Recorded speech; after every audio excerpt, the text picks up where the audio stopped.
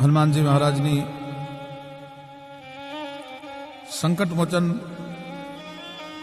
તુલસીદાસ વિરચિત જે હમણાં જ રજૂ કર્યો,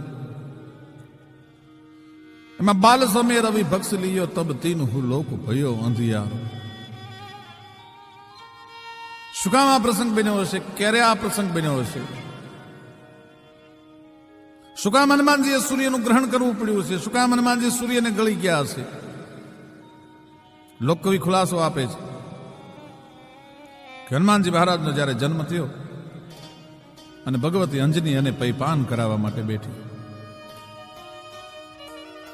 હનુમાનજીના ઉદરમાં ભગવતી અંજનીના બે જ ઘૂંટડા ધાવણના હજી ઉદરમાં ગયા હશે, ત્યાં તો આંખમાંથી દાડ દાડ દાડ દાડ આહુડાની ધાર મંડી થવા ઉપર જોયું માં રોવે છે.